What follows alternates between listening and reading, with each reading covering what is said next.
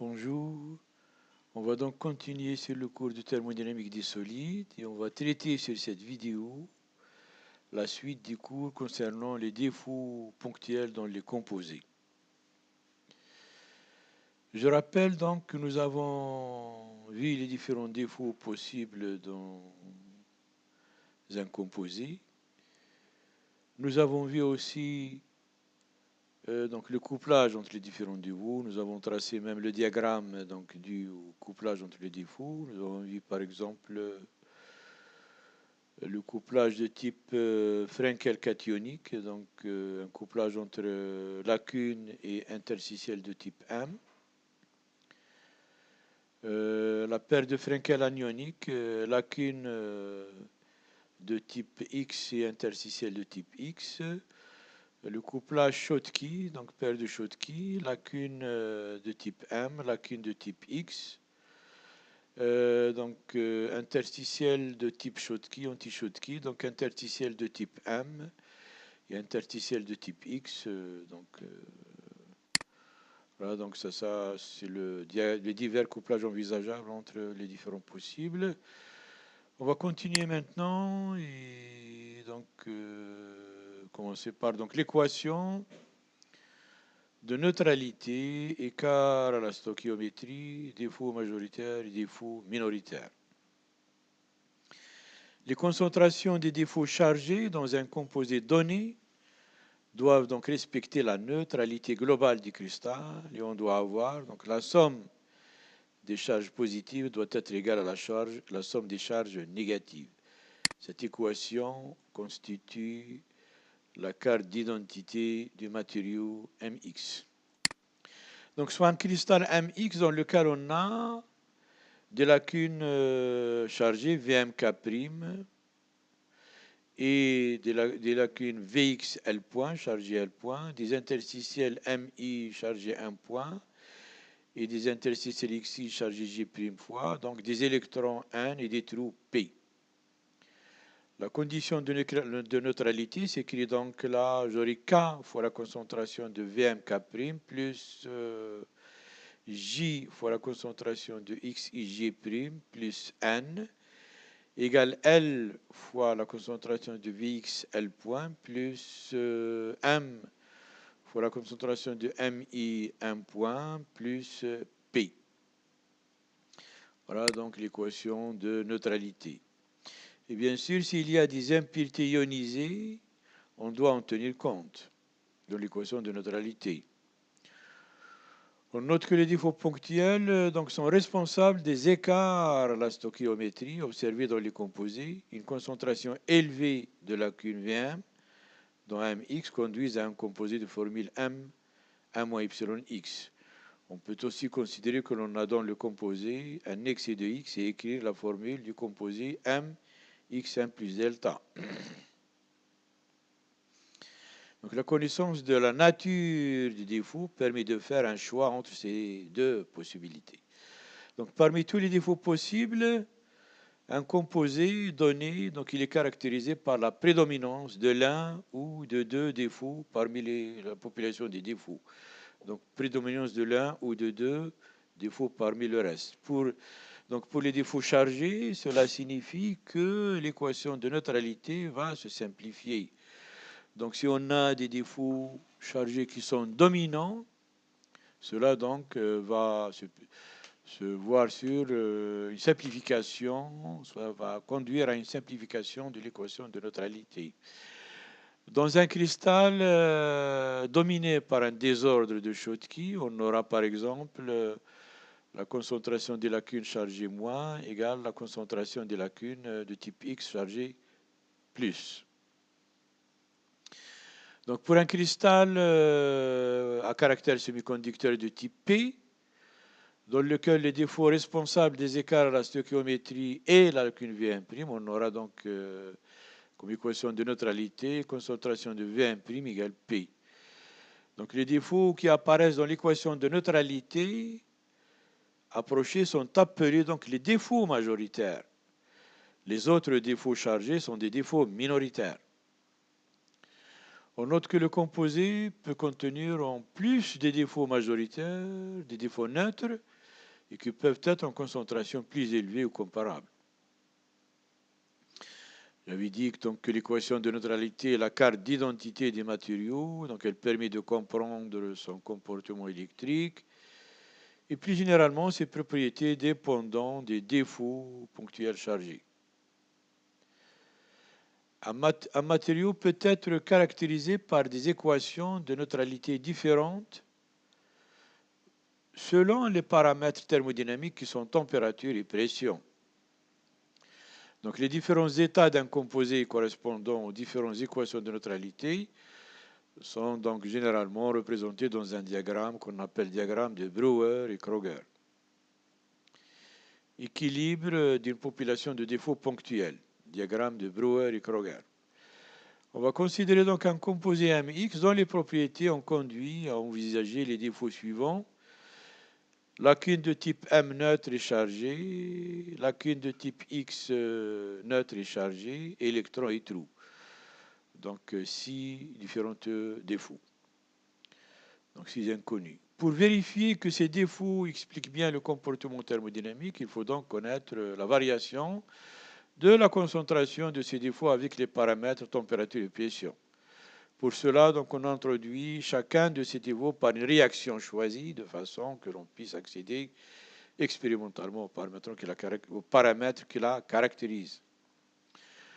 Dans le cas de l'exemple, on prendra donc pour créer Vm neutre un demi-X de gaz qui donne Vm neutre plus XX. Et l'ionisation de Vm neutre, donc Vm prime plus H point.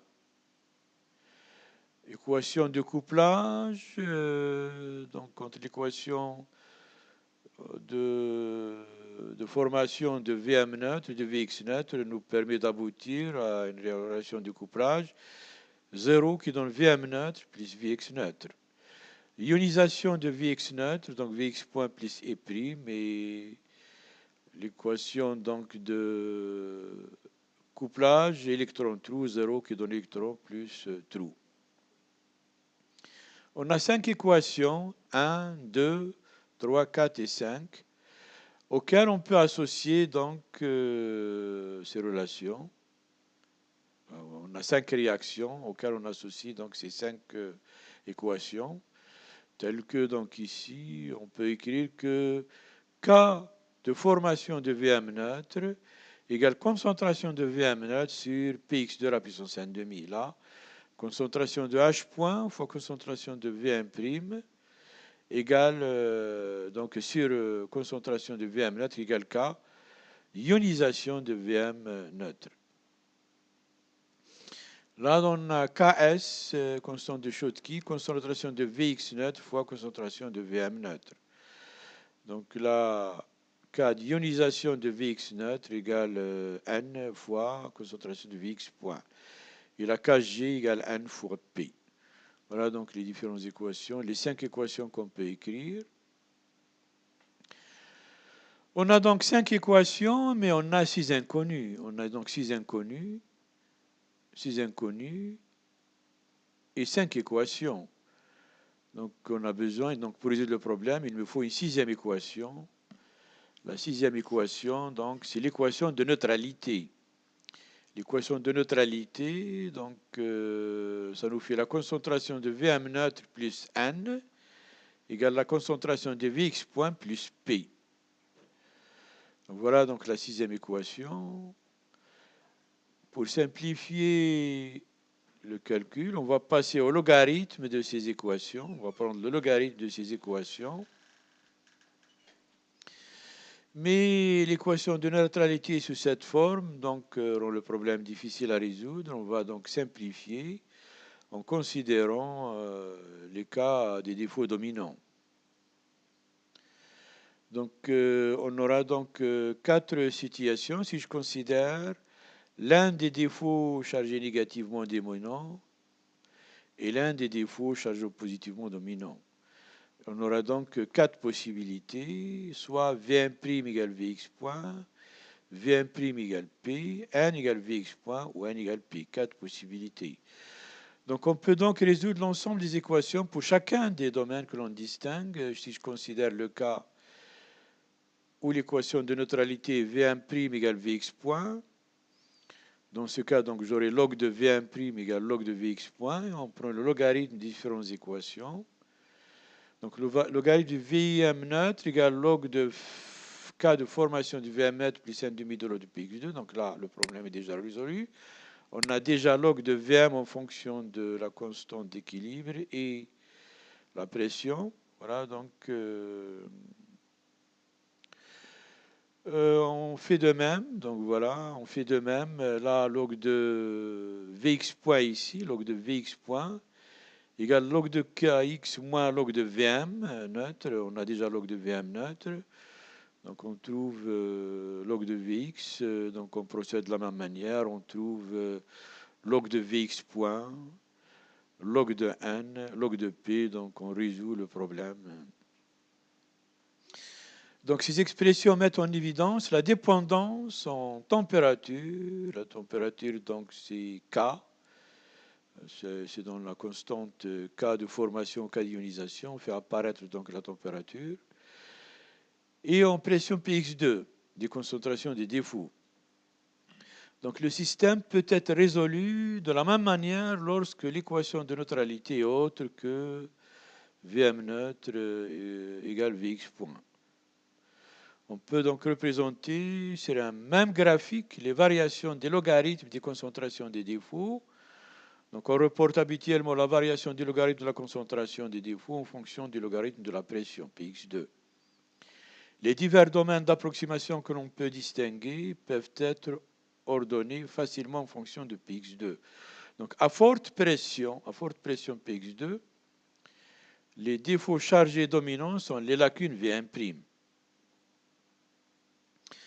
Donc on va essayer de voir ça sur le diagramme de Brouwer. Donc on a le logarithme de la concentration en fonction de logarithme de pression. À forte pression par là. Donc là j'ai la concentration bleue, la concentration des lacunes Vm' chargées négativement. Donc voilà, en fait, à votre pression, quand la pression diminue, donc cette concentration diminue. Donc à forte pression, donc on a Vm' égale P, là on a à forte pression, donc la concentration des trous est très importante, donc Vm', là ils sont confondus, Vm' égale à haute pression, Vm' égale P, on a la concentration des lacunes chargées négativement égale P, voilà donc P, voilà. Donc à forte pression, les défauts chargés dominants sont les lacunes Vm'. Voilà, bien sûr, en écrivant les équations de formation, on voit que Vm' égale P. Donc l'équation de neutralité, Vm' égale P. On fait apparaître les trous, donc ionisation de Vm égale Vm' plus H point. À faible pression, les défauts chargés dominants sont les lacunes Vx point, auxquels donc sont associés des électrons. En fait, voilà, donc pour créer une lacune de type Vx point, donc Vx neutre qui donne Vx point plus un électron. On aura donc l'équation de neutralité, Vx point égale N.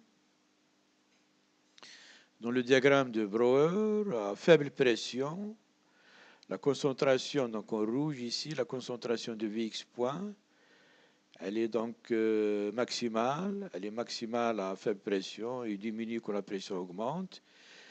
Donc Vx point égale N, ils sont confondus là, c'est la concentration des électrons, N. Donc voilà, quand la pression augmente, la concentration en électrons ou en défaut Vx point, donc diminue. Voilà. Donc, à moyenne pression, deux cas sont possibles. Les compensations des charges se font entre défauts atomiques qui correspondent à l'équation de neutralité. donc Vm' égale Vx point, ou entre porteurs électroniques, ce qui correspond à l'équation de notre T n égale P. Voilà. Donc la concentration n égale P ne peut être réalisée que si l'on peut avoir une concentration de porteurs intrinsèques élevée, c'est-à-dire une faible bande interdite et peu de désordre atomique. Donc la résolution des systèmes d'équations dans le cas Vx point égale n et V' égale Vx point et Vm' égale P est représentée donc voilà dans ce diagramme de Brouwer. Donc donc si je répète, la concentration Vm' est très grande à forte pression. Quand la pression diminue, donc elle diminue. À pression donc moyenne, on a la concentration des lacunes de type M et de type X chargées sont égales. Et puis donc celle des lacunes de type Vm' diminue, alors que quand la pression donc diminue, et celle des lacunes de type X moins augmente, donc ils sont maximales à faible pression. La même chose donc pour les porteurs de type N. Là, on a les porteurs de type N. Les porteurs de type P. Et aussi, on a les défauts qui sont neutres. Bien sûr, à faible pression, on a une concentration importante de Vx neutre. Et à forte pression, on a une concentration importante de Vm neutre. Ici en rouge. Voilà, donc il faut regarder un peu de proche ce diagramme pour le comprendre. Différents domaines d'approximation. Donc l'étude du diagramme de Brouwer permet de définir un nombre limite de situations simples caractéristiques pour les défauts chargés. Les diverses possibilités résultent donc de la simplification de l'équation de neutralité qui définit les défauts chargés majoritaires. On peut définir 8 cas généraux simples possibles. Donc soit les défauts, donc delta chargé négativement n fois ou nabla chargé positivement L fois, donc qui sont des défauts ionisés. Donc, et soit F qui désigne une impureté. On a alors donc des équations de neutralité de intrinsèques. De type, on peut donc avoir M, delta 1', concentration d'un prime fois, égale P, concentration des trous. On peut avoir donc L, donc les défauts majoritaires, L delta L nabla L point égale N. On peut avoir donc l'équation de neutralité M fois delta 1' égale L fois nabla L point. On peut aussi avoir N égale P. Donc là, on voit le comportement d'un semi-conducteur, l'équation de neutralité 1 et 2. L'équation 3, donc un composé ionique, caractérise un composé ionique. Et cette relation caractérise un composé à ion, donc une conductivité électronique intrinsèque. Le cas donc des composés dopés, donc extrinsèques, on aura donc M delta 1' égale S Fs point, L delta donc L nabla L point donc égale K Fk', donc ces deux équations qui caractérisent le cas ionique, et puis P égale K Fk' fois concentration de K, concentration Fk', et N égale S, Fs point. Donc les deux là ici, c'est le comportement d'un semi-conducteur. Voilà donc remarque, on note que dans la pratique, on peut être amené à considérer des situations à 3 défauts majoritaires. Ici, on a considéré donc que 2. Caractérisation des défauts. Donc l'expression de la concentration d'un type de défaut donné est différente suivant qu'il est neutre ou chargé, majoritaire ou minoritaire, et suivant la nature des autres défauts présents dans le cristal. Si deux défauts seulement dominent la population, elle peut en général s'écrire sous la forme concentration des défauts égale une constante A indépendante de la pression et de la température fois Px2 à la puissance alpha. Alpha, donc c'est une constante qui caractérise la dépendance de la pression, exponentielle de delta S bar de formation des défauts sur K, exponentielle de moins delta H de formation des défauts bar sur 4T. En fait, on va voir que ce delta S de formation des défauts bar est relié soit à delta S de formation des défauts ou à delta S de d'ionisation des défauts. La même chose ici. Donc delta S de formation des défauts bar et delta H de formation des défauts bar sont respectivement les termes entropiques et enthalpiques et peuvent être reliés à des entropies et à des enthalpies de réaction telles que la formation des défauts par échange gaz-solide ou l'ionisation des défauts. A donc est un facteur indépendant de la pression et de la température et alpha caractérise la dépendance en la pression. On va expliciter ceci sur quelques situations typiques. Défaut neutre, petit a défaut neutre. Je vais considérer un composé MAXB, considérons donc la lacune neutre VM neutre. Elle est formée donc suivant la réaction, donc B sur 2A, X de gaz, qui donne VM neutre, plus B sur A, X. Bon, très bien, donc là, la concentration K de formation de la lacune neutre égale la concentration des lacunes neutres sur Px2 à la puissance B sur 2A. D'où dans la concentration du VM neutre égale K de formation du VM neutre fois P, donc la pression de X2 à la puissance B sur 2A. Avec K de formation de VM neutre égale exponentielle de delta H de formation de VM neutre sur K, exponentielle de moins delta H de formation de VM neutre sur 4T. Ici donc, on voit bien que Px2, on a donc K de formation, donc fois Px2 à la puissance B sur 2A. B sur 2A, on a donc alpha égale B sur 2A. Et delta S de formation bar, si on fait delta S de formation des lacunes neutres, et delta H de formation neutre égale delta H de formation des lacunes neutres bar. Delta H de formation des lacunes neutres bar égale delta H de formation des lacunes. Exemple, soit le composé CI2 moins XO, et supposons que le défaut responsable de la non-stéréométrie est la lacune neutre V, CI neutre. Donc on peut considérer qu'elle est formée à partir de la réaction, donc un quart de eau de gaz, qui donne VCI neutre plus N demi de OO. Un oxygène, on incite oxygène. Donc la concentration de VCI neutre égale K de formation de VCI neutre PO2 à la puissance 1 quart. Donc avec K de formation de VCI égale exponentielle de delta H de formation de VCI sur K, exponentielle de moins delta H de formation de VCI neutre sur 4T. On voit bien donc alpha égale 1 quart.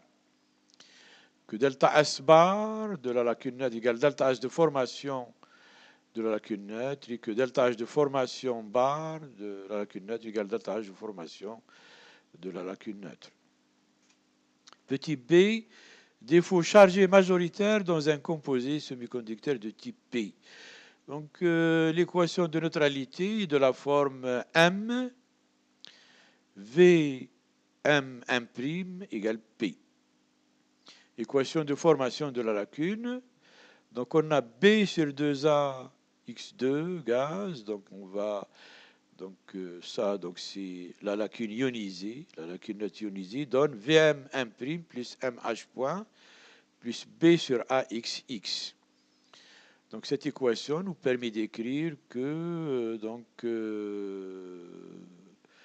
la concentration de Vm1' fois P à la puissance M égale donc K de formation de Vm1' fois Px2 à la puissance B sur 2A.